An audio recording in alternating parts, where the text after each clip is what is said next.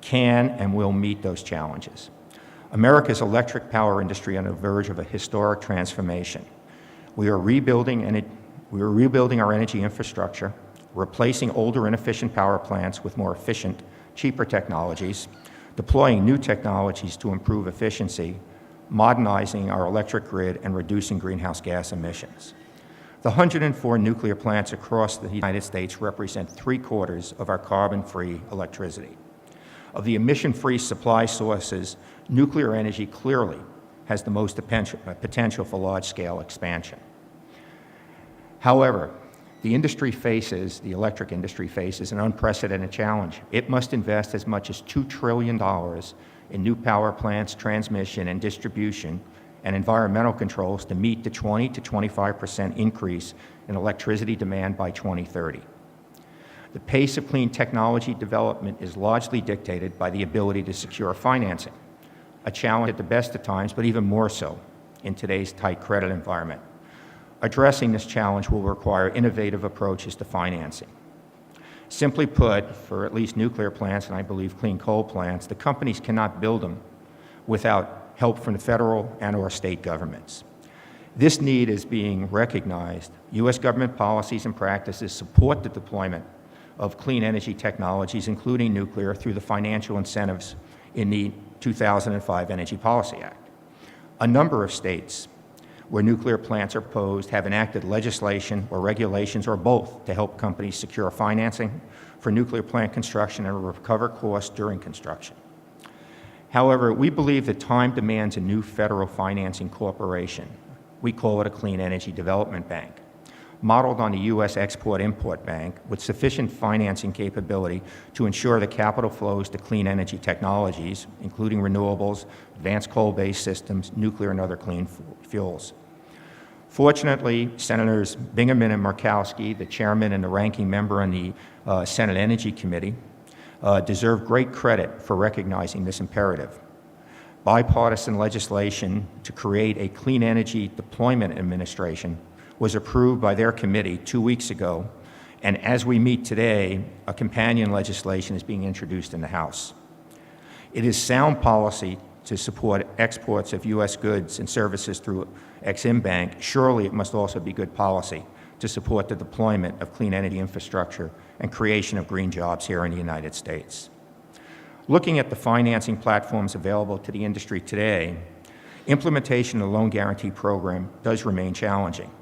But as you heard from Mr. Hoyer, there are actions up there to try and make it work better, and we're going to continue to work with the companies, and we believe it will work better. And in that regard, we still expect that DOE will execute conditional commitments with the 4 lead nuclear projects by the year's end. Nuclear energy, as Gary mentioned, is a capital-intensive technology, but we believe that the new nuclear plants will be competitive despite their large capital cost. As you know, the capital cost is certainly the most important factor in financing, but it's not the sole determinant of a plant's competitive position. The key factor is the cost of electricity from the plants at the time it starts commercial operation relative to the other alternatives available at that time.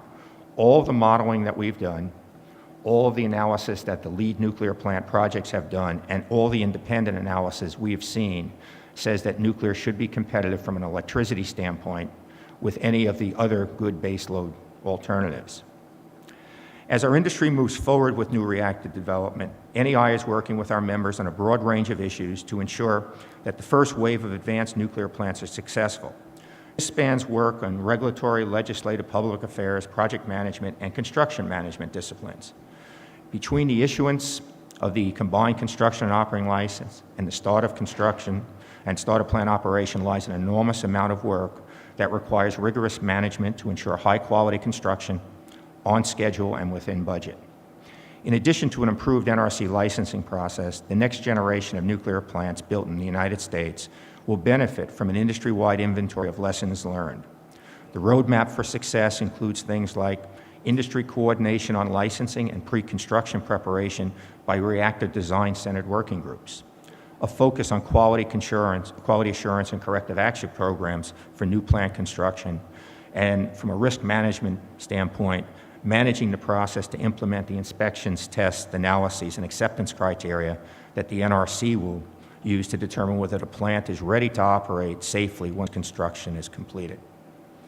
Since the November election, many people I've spoken with, and you heard it a bit today, have questioned our industry's growth potential based on perceived opposition or indifference to nuclear energy by the Obama administration and some congressional leaders.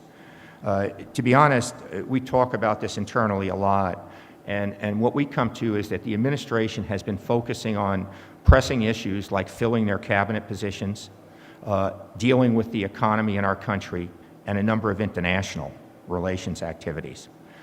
The administration, however, is firmly committed to a national energy and climate change policy. You heard Majority Leader Hoyer say that. But it's yielding to Congress in the development of that policy. We believe that this administration has a measured position on nuclear energy. It's not as robust as we'd like it. And it's interesting what Chairman Visklaski said, because my comments say, but it is a position that is evolving, and if you remember, that was his take on where they are. We think it is evolving, and we think it's evolving in the right direction. Also, during the presidential campaign, we witnessed a significant shift among Democratic candidates on nuclear energy. Most supported a role for nuclear energy, with some familiar caveats like safe operations, waste, and nonproliferation. Even so, it was a sea change from previous elections. On nuclear energy, the President has spoken out. This is a quote, "We must harness the power of nuclear energy on behalf of our efforts to combat climate change and to advance opportunities for all people."